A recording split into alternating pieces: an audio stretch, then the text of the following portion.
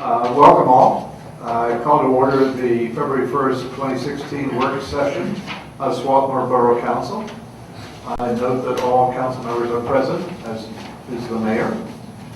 At this point, we entertain and welcome public comment. If any person present has anything to share with us, please come forward to the mic and tell us your name and your street address, if you would.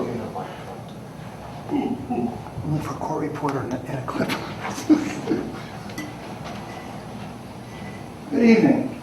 My name is Alan Ells. I live at 405 Harvard Avenue. Welcome. I see from the wood being painted over there on the inn at the college, I understand the inn is getting ready to get open sometime next season or so. And it's also my understanding that in conjunction with that, there will be the restaurant being opened up with a liquor license and so forth.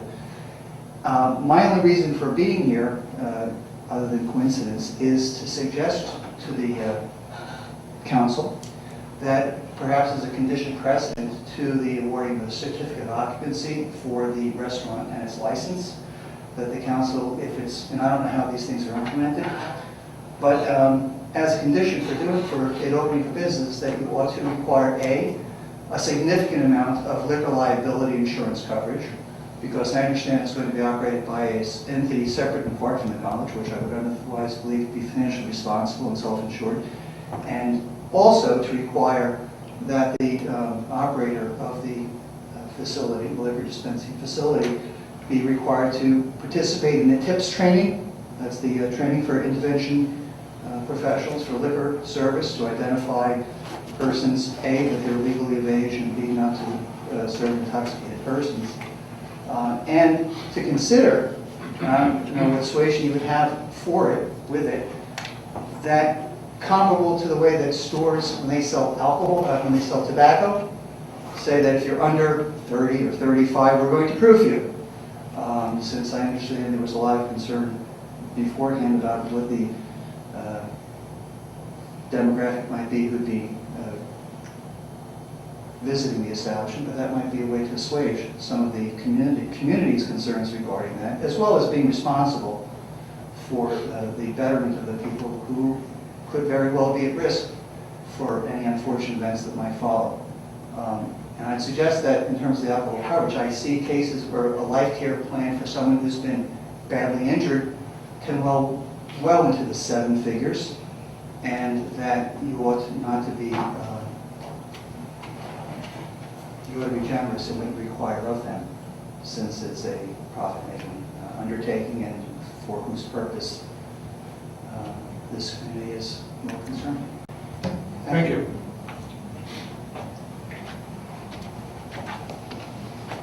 Any other public comment or suggestions or recommendations for us tonight? Seeing none, I have nothing to report as president. Environment? Yes, please. So I actually do have a report, so make sure everyone hears it. First of all, I want to appoint Aurora Winsley to be a new EAC member. She is the sustainability director at the college, and she we're very happy to have her on board. So you want to move her? Yes, I move that we appoint Aurora Winsley to the EAC. Second. Is there any discussion? I saw a nice piece in Swarthmore about it. Yeah. Okay, excellent. She's Thanks. very well qualified. She came here from Hawaii, before that Santa Cruz, so she's Just slipped right into Swarthmore. Making her way east. yeah. So we had the EIC open house Just last. a moment. Wait. Oh, We're not done. Just a what? moment. Any other discussion on the motion? This is a great town, I can't think of it. All those in favor say aye. Aye. Opposed? There being no The opposition? EAC works very hard to get someone from the Yes, college sure. to keep that connection going. So she is appointed. Great, thank you. And we had the open house for the EAC last week, and we had 25 people. It was full. It was great. We had some couple students from the college, Aurora Winslade and her assistant Melissa Tier were there. Some people from the Corpus, who've been working on the Corpus plan from Rose Valley and Nether Providence, and just several people who just live in Swarthmore and are interested in the environment. So it was a great meeting. We kind of brought people up to speed on what the EAC is doing with Corpus and with the Growing Greener grant. And we talked about the park, Little Crumb Creek Park. We'd like more people to use it. And we're kind of looking for ways that the public can interact with it. And there was a discussion about putting some kind of temporary art in the park that's environmentally friendly and temporary things that can help people interact with the environment there. And you'll hear more about that.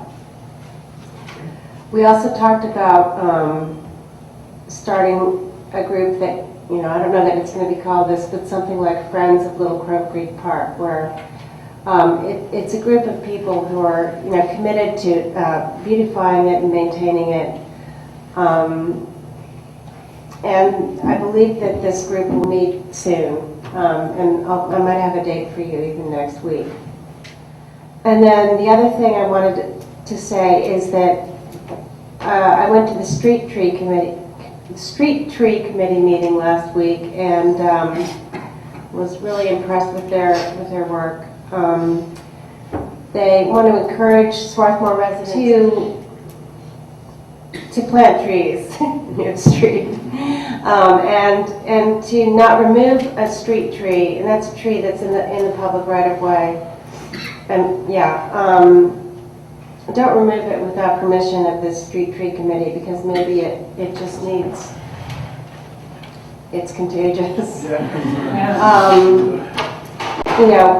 It's just really important to have a tree canopy, and the street tree sale will happen in March, and it will be announced pretty soon. Another program that many people might not be aware of is the Distinguished Tree Program. So these are trees in Swarthmore that are basically big and old. And you have to apply, for your tree. And they haven't had any applications in a couple of years. So if you have a tree in your yard that's really old and beautiful, it's a good idea. Contact the Street Tree Committee. I think I'm going to apply for my ginkgo tree in the backyard. And they're thinking of a way to label these trees with some kind of permanent label, and to show people where they are, so people can walk around and find them easily. So that's one thing that they're working on.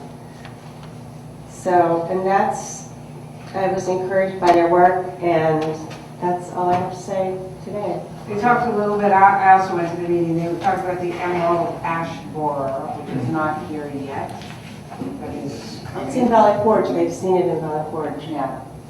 They talked about that a little bit, and they also are working with Elise to have a greater presence on the website. So hopefully Okay. we'll see some of that. The ash borer issue will present a real problem for property owners. Find out first whether your trees are afflicted, because my understanding is it afflicts the tops of trees first. And if it gets too advanced, then tree people can't climb the tree safely to take down the top. It was from the top down.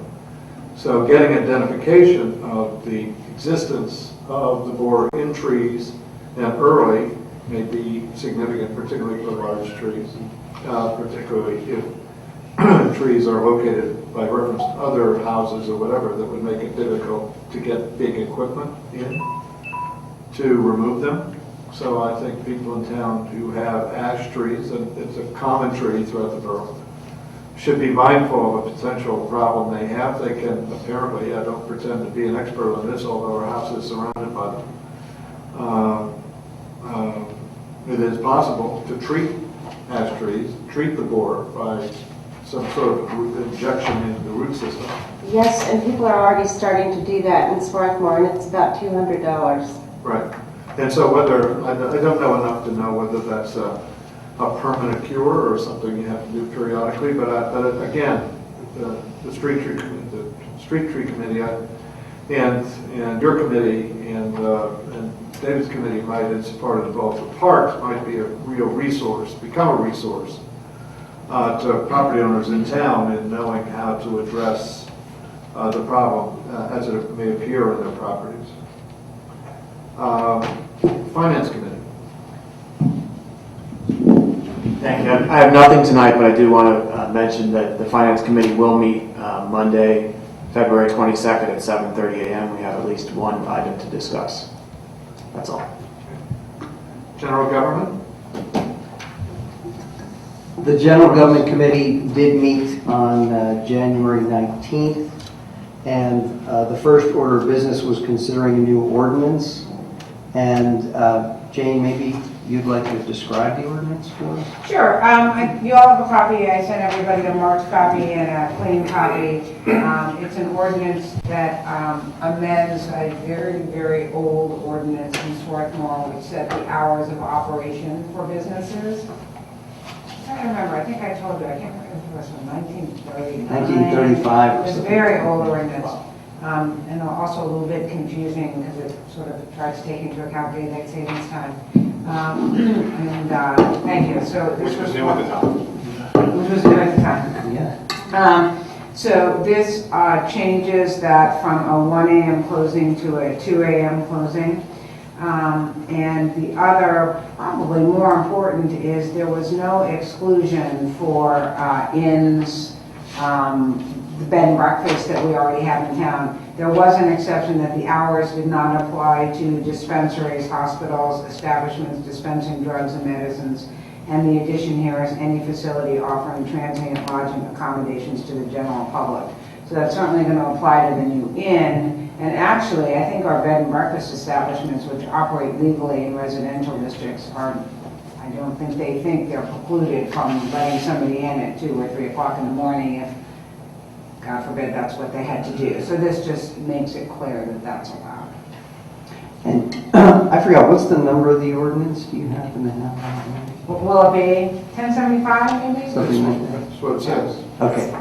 Yeah. So, I take it that's the number, is that the number of the existing ordinance, or is that the number No, of the new no, the ordinance? new one, right. So the procedure would be any discussion tonight, any changes, and then it would be authorized to advertise at next week's meeting, can't be adopted until March.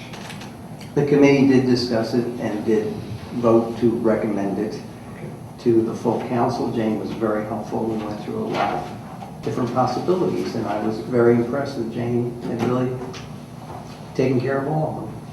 So, thank you, Jane. Anything else from your committee tonight? Yes, but should I make a motion first, or do you want to wait till? Would you do that? We probably do it next week. We usually do that at the legislative session. Okay. This is just if anybody had any questions or changes. Okay, thank you. I wanted to mention that on behalf of the General Government Committee, I did attend the Swarthmore Town Center meeting on January 13th, which was a very interesting meeting. They were, very happy to report to the council on what they're doing.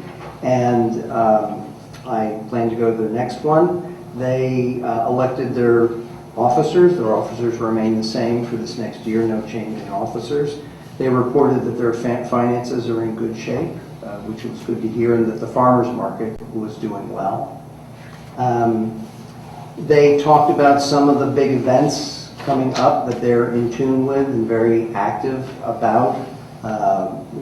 One would be the planning for the grand opening of the inn. Another would be the planning for the groundbreaking with the college for the park renovation. The merchant efforts to coordinate with the hotel if the merchants wanted to get advertising coordinated up with the inn. And they have many cultural events that they're considering for this next year. It's really a great group, and I really would like to publicly praise them for their efforts.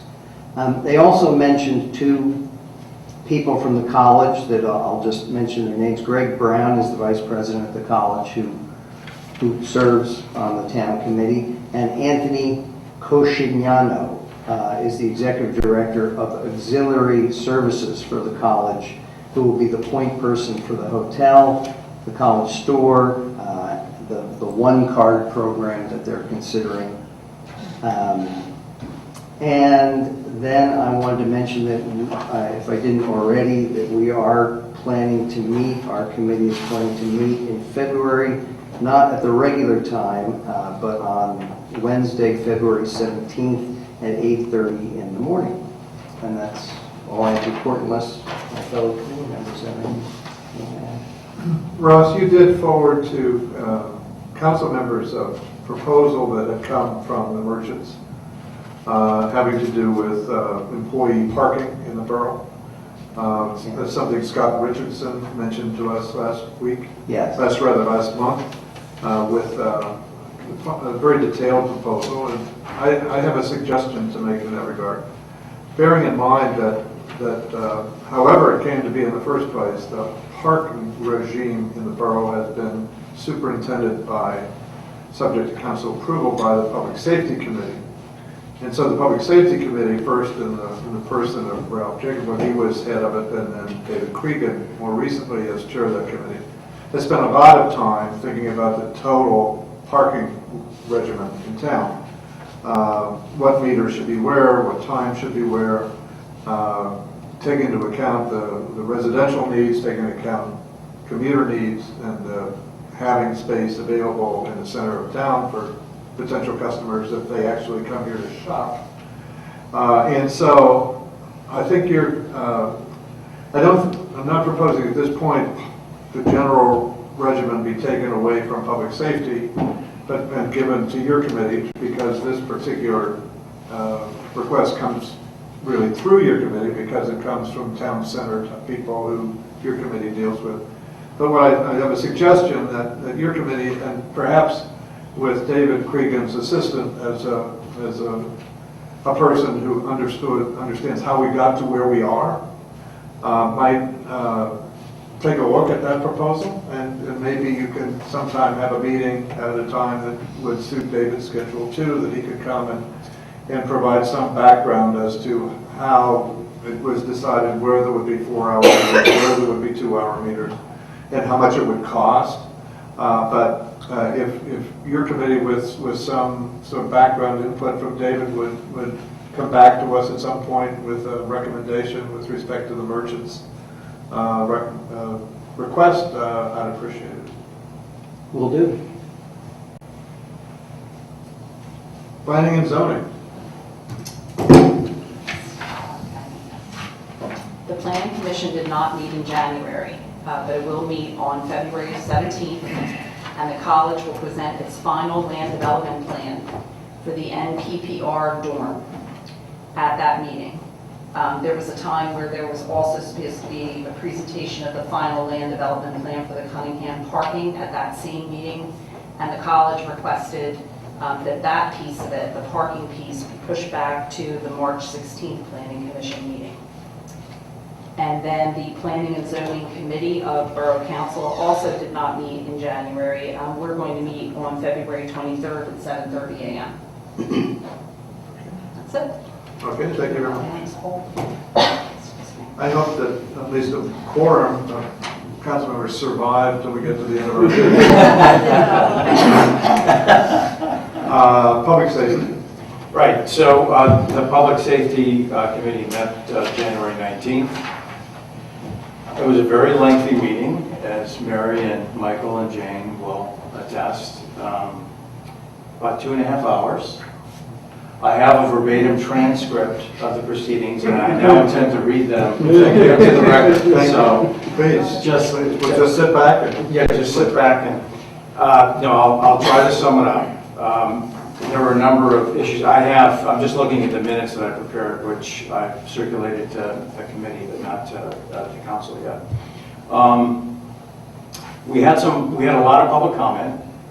There were about 13 people, members of the public, who sat out there. And they addressed the committees about one issue, and that's the traffic calming on Yale Avenue. And everyone who came was in favor of doing something. And there were a lot of anecdotes and stories about how bad the traffic can be in Yale Avenue. There's been, as you all know, I think there's a petition that's been signed. That petition went to the Traffic Advisory Committee, which is supposed to deal with those. And the Traffic Advisory Committee reviewed traffic and speed data for Yale Avenue from two locations, the 100 block and the 200 block of Yale. They also looked at 5 years of accident data for Yale Avenue between Swarthmore Avenue and Chester Road. And they completed a traffic calming scoring matrix, which is something that Pennsylvania Department of Transportation, in conjunction with the traffic calming handbook, has made available to communities. And the upshot is that the Traffic Advisory Committee believes that Yale Avenue is a good candidate for some traffic calming measures. And the TAC recommended to Public Safety that we consider all of that and that we go forward with discussing what might be done.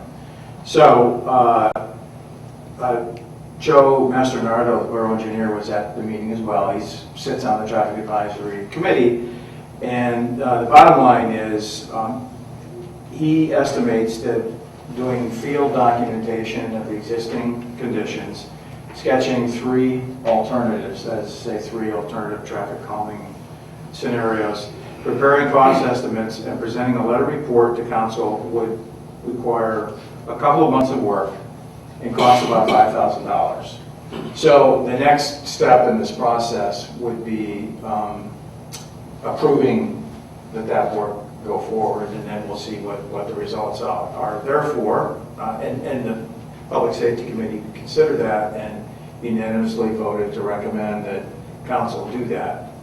So it's a $5,000 expenditure. We're not talking about legislation, so I think I could move in this session that council approve that expenditure. So I'm going to do that. I move that council approve the expenditure of up to $5,000 for a study to be done by the borough engineer of potential traffic calming measures on Yale Avenue. Is there a second? Second. Any discussion? I have a question. Some neighbors who are near one of the intersections had a question about if some form of light goes in, flashing light, to what degree those lights would impact their home. Would they be flashing at their home, and would they, make it unpleasant? So all I'd say is if the engineer could have something in his or her letter that addresses, is there any environmental impact from that? Go ahead, Jane. If I can address that, it's interesting you should say that, because in the traffic calming manual, which we use from PennDOT, once an alternative has been selected, they recommend that you go back out to this neighborhood and get approval as best you can from, it's a pretty high number, I want to say 75 or 80% of the residents who would be impacted. So that would be a step. Yes. So they would know what they were and what the effect might be. And I think the engineer said he would come up with 3 alternatives at least. So I think that would help if one thing for some reason doesn't work out. Because any of the alternatives can have impacts. Lights can have impacts.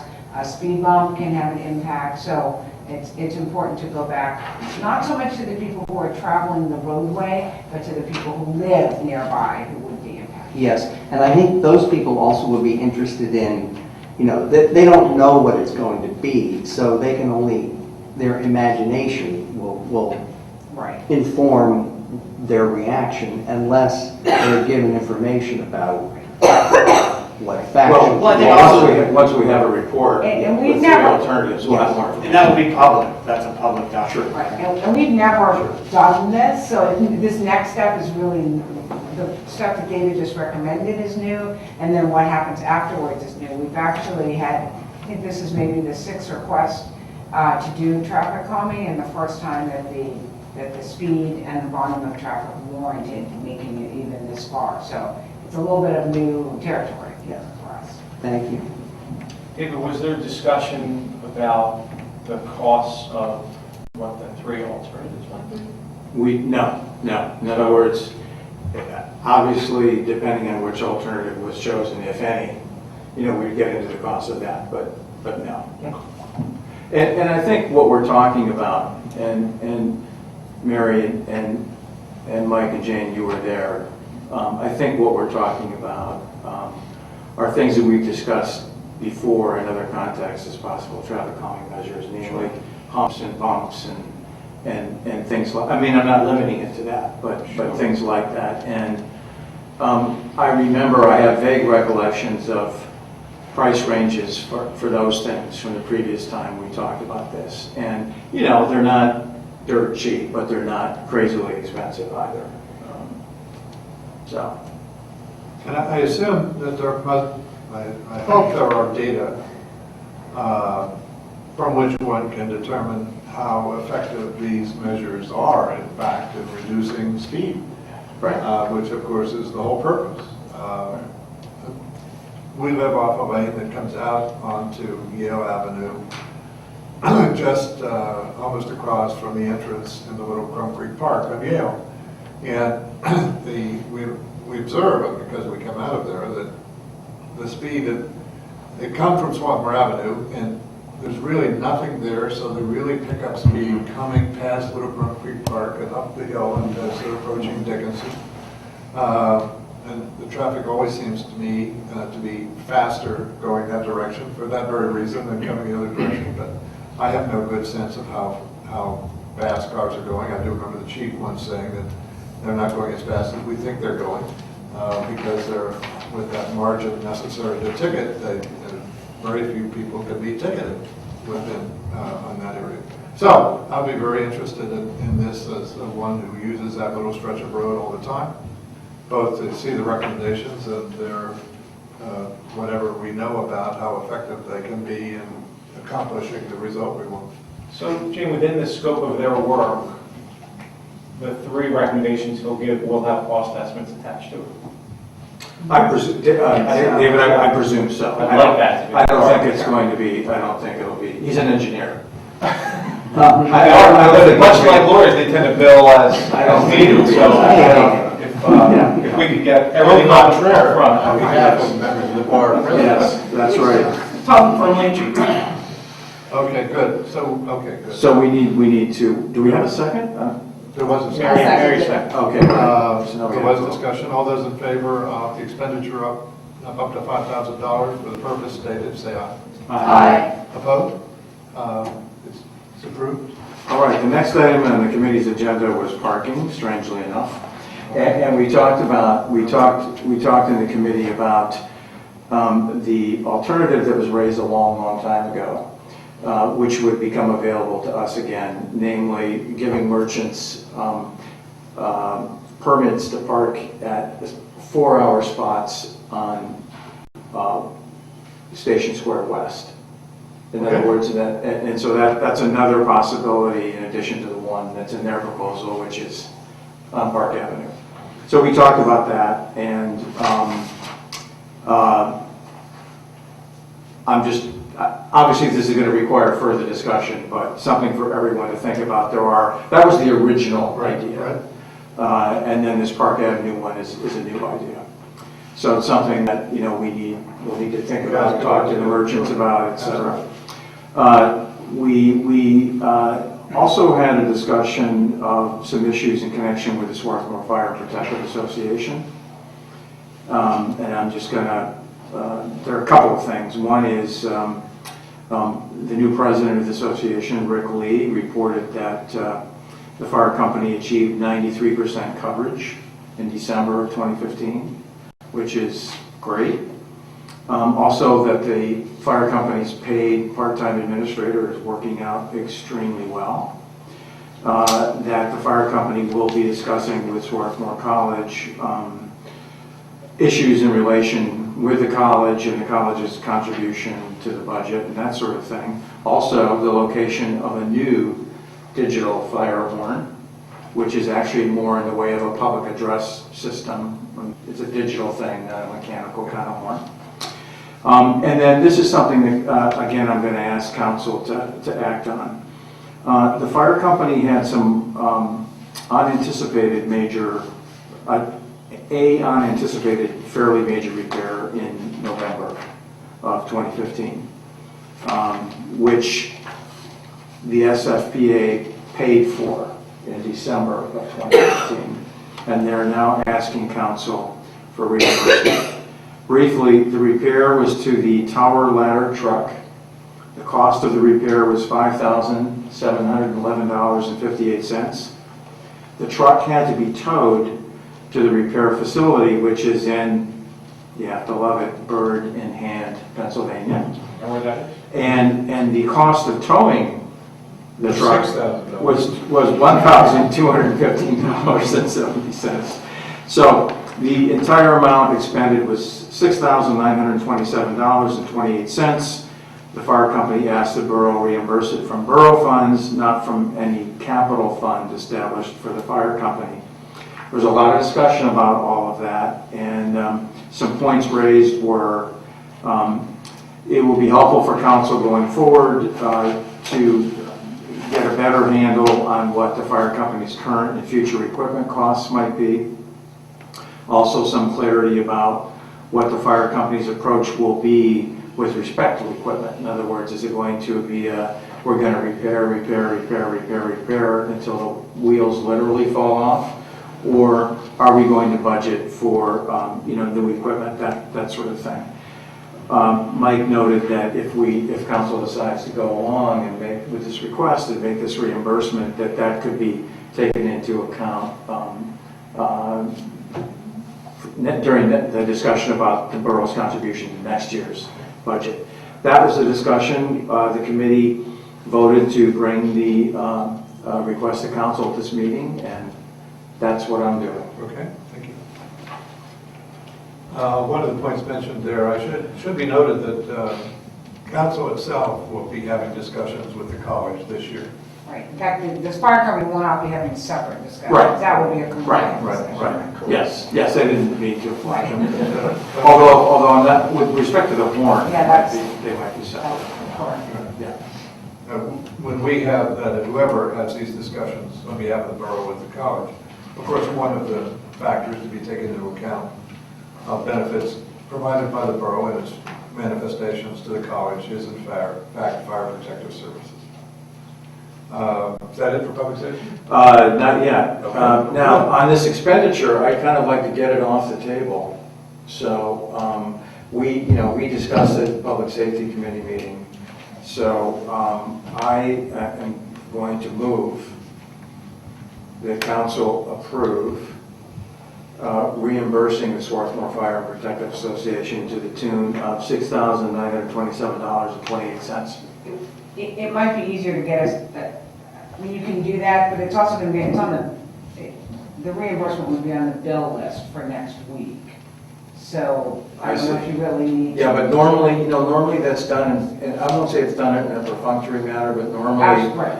people, in other words, a motion is made to approve bills and people say aye. I think this is a little more. It's an unbudgeted expense. It's an unbudgeted expense, so I think we should maybe handle it separately. It's not a bad idea. Personally, I think we should handle it To call separately. out Okay. the item that's not budgeted. Exactly. Also, in terms of transparency, so that people, not only council, but the citizens of Swarthmore understand that these things cost money, Okay. one way or another. That's all discussion that could have taken place after a second.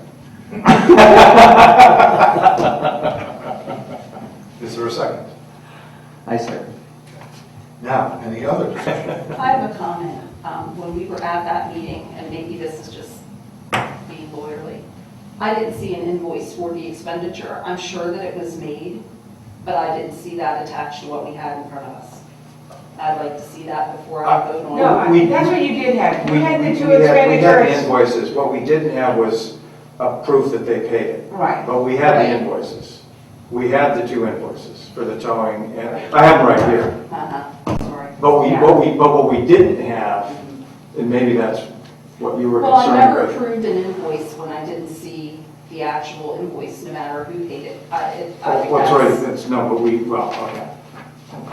Is what you want evidence that the fire company has in fact paid the amount which we're going to reimburse? Yeah. Correct. It shouldn't be difficult to get. I'm sure, I see the president of the fire company nodding in the affirmative, so I assume that will be forthcoming. So Dave, for you or for Jane, is it common to do this? We just went up X, It's been done before. it has. It's been done before. And not that long ago, the last time, right? And that's what the backup you had, I think, David, showed that it had been done not that No, long ago. no, okay. I want to say it was 2014. It- I don't think there was an occasion before then, at least that I could find, that doesn't, there was one in 2014, it's a very similar amount, actually. Yeah, I'm not, I mean, I'm not, No, hang I'm on. not necessarily checking the bill, just from a budgetary standpoint, whether it's the fire department or whatever, when you already have, we have these long budget discussions, say, we're gonna give the fire department this, and it's February 1st, and oh, now we need $7,000, because whatever. This is the invoice for the repair, right? In other words, this is what, it's not their canceled check paying it, but it's the invoice for the repairs. Understood. And we also have an invoice for the towing. Yep. Okay, and then in terms of what's been done in the past, you're right, Mary. There was one repair in 2012 for $29,809, and one repair in 2013 for $5,513. That they handled within their budget, or that came to Borough Council? No, I It came to Borough Council. came to Borough Council. That's my question. Yes, they came to Borough Council. Yes.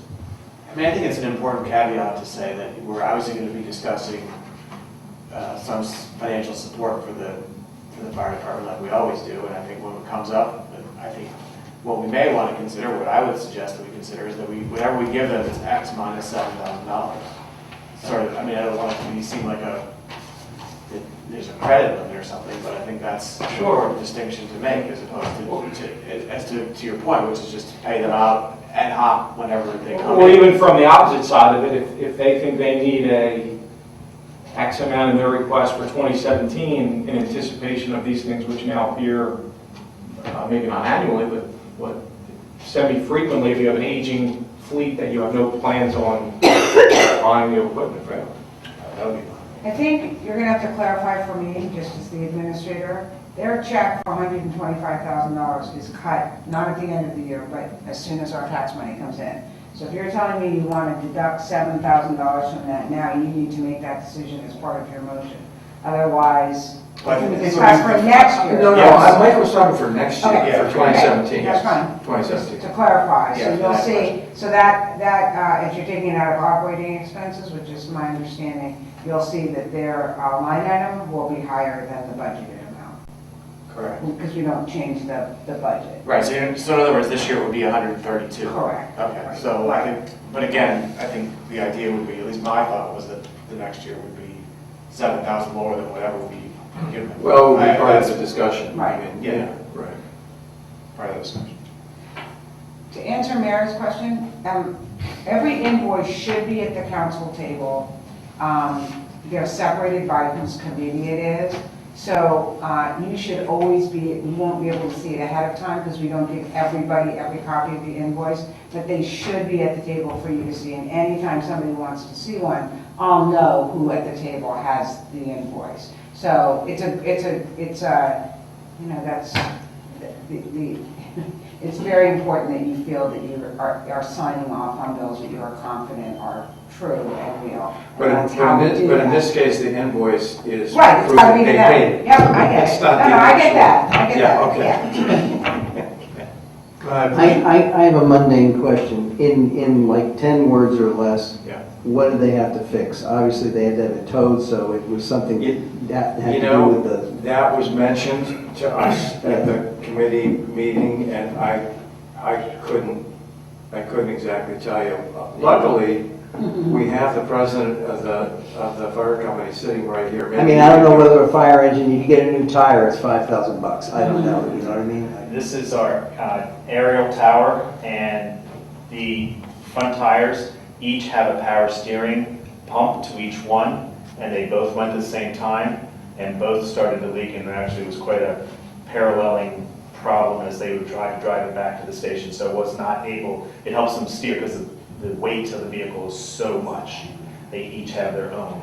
And it was a proprietary system that you have to have a certain tool that only the mechanic there from the manufacturer has. So we couldn't have it repaired locally, which was what we tried to do first. So it was a repair, not a replacement of the whole thing? Yeah, they had to take it out, put all new. Okay, so now I know repairing with power steering is five grand. Okay, thanks. So don't buy a fire truck. I have sort of a big picture comment. I mean, I don't mind, I don't have a microphone. I don't mind approving it for now, but when exactly are we going to talk about the viability of our fire department? Like, when does that conversation happen? Who initiates it? I mean, I know we keep talking about how we're going to talk about it, but I just, and Well, we have, I don't want to. No, I mean, we have been talking about it in the Public Safety Committee for a while. We don't have, I mean, unfortunately, we as a committee don't have any answers yet, and I don't think the fire company has any answers. I don't think anybody does. does the county, like, is it a countywide? No. No. It's a countywide problem. Yeah. It's a countywide It's a solution. statewide, nationwide problem, actually. So I think, we're in a period now where we're, in a way, we're kind of waiting and seeing how things are developing. But, I can't say right now, today, we're looking at anything concrete or specific, so. Thank you. Any other discussion on the motion to reimburse the amount stated? All those in favor say aye. Aye. Opposed? The reimbursement is authorized. Okay, one last item. Police contract with Rutledge, the borough's contract with the Borough of Rutledge to provide police services is up at the end of this year. So we're beginning to talk about that in the committee, and we'll have, more to say about that later. Okay. Public Works, Parks, and Recreation. Thank you, David. We did not meet in January. We will meet in February. So as far as a committee report, I don't have much, but I do have the good fortune of the winter event that happened rolls up under my committee. So I would like to thank Fuzzy Rolls and all the public work folks. I think they did a tremendous job. We actually went sledding, my family, Saturday. I thought the roads were plowed well enough, and we got around town fine. I would say, just in talking with folks in the community, it is probably it's more difficult than leaves because if your street doesn't look perfect, or if the plow came late and plowed back in your driveway, then that is your impression of what happened in the snowfall. And we do appreciate people that pull their cars off the road, and the plows do their best, but I think we got at least 2 feet of snow, or somewhere upwards of that. So it's difficult to determine where the curves are. So I think they did a great job. In addition to plowing all of our streets, they went and helped out Swarthmore School District. The Wallingford Swarthmore School had I guess you check it when you first need it, possibly, but they didn't have their salt spreader working. So Cuzzy took it upon himself to lend equipment out over there, which is kind of amazing that in the midst of working however many hours in a row they did, that they also did a little public service. And I think it's a nice community. We talk about Town and Gown a lot with the college, but I think we try to work pretty well with Public Works and the high school, or whether it's shared gym space or shared public space. We're all kind of in it together. So thanks again to Cuzzy and Brian and all those folks. I don't know, Jane, I don't know if you had more on that. Yes, I know people had a question about how many notices went out. It was very difficult for the police to tell where shoveling had occurred because you couldn't really see from the street. So the chief actually put a notice out on next door at Swarthmore, inviting people to let them know. We made up a new notice on Sunday morning. One of the sergeants and I made up a new snow notice, making it clear that the first fine was $75, any subsequent fine would be $150. They sent out 5 notices, which doesn't sound like a lot, but I think next door, and for those who are subscribed to our the website update, we put out a notice letting people know what the fine would be, and once we put it on the website, somebody put it on next door. So I think that probably helped somewhat. And people did respond to the chief's notice, but everybody was kind of pointing the finger at the same people, which is not terribly surprising. And we've had one person pay the $75 fine already. The storm, the wages that were paid out, we had 36 hours of overtime for each guy. So they came in about 1 o'clock on Saturday morning and pretty much stayed until things were cleaned up on Saturday afternoon. And then we had some part-timers who came in. We have a lot of sidewalk that we have to clean. So it's a big job just finding people to come in and do that work. So the total cost was about $6,500 in overtime. That included benefit costs, Social Security, workers' comp, some of the things that are rated on that. The budget is about $17,250, so we're totally fine, assuming that it doesn't snow again, at least like that. We only used about 20 tons of salt. Again, that's nowhere near. It's about not even a quarter of our salt budget for the year. So that was also. So in terms of the economic impact, not too bad.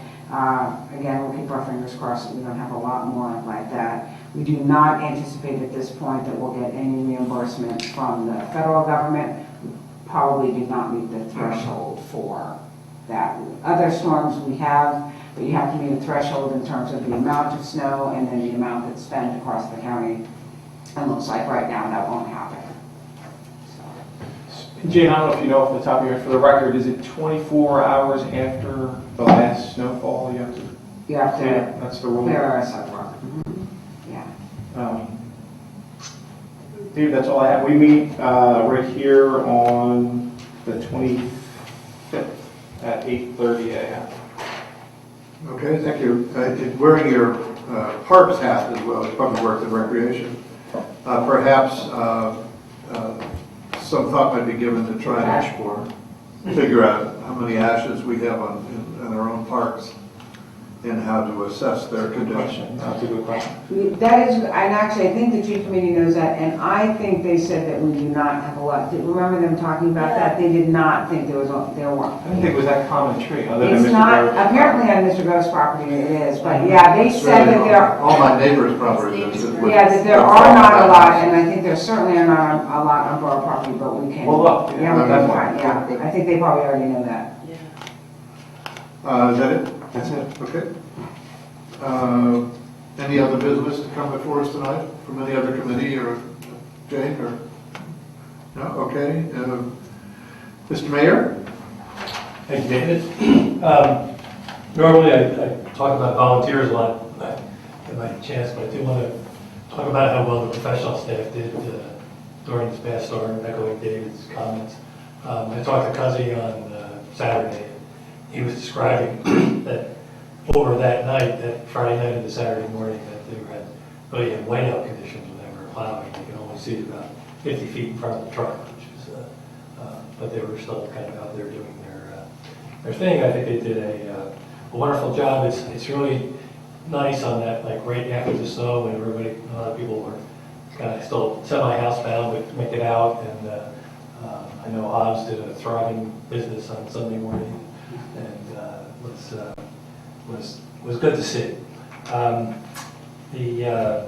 don't know if anybody got a chance to participate in the putt-putt golf extravaganza on Sunday at Kay's. It was a fundraiser for the eighth graders. But several people took pictures of the roundabout hole and sent them to me for. Eighth grade for kids, I believe, right? Yeah, I think it's a donation. Donation. It's the Yeah. eighth grade fundraiser, but they take the money and donate to Donate kids. to Sunday Kids. So good stuff. And we will have a special event next week at the beginning of our meeting with the fire department. Okay. Something to look forward to. Any other public comment tonight? Okay. Jane, anything further? No. Mr. Solicitor, anything further? Nor I, thank you. Move we adjourn. Is there a second? Second. All those in favor, say aye. Aye. We are adjourned.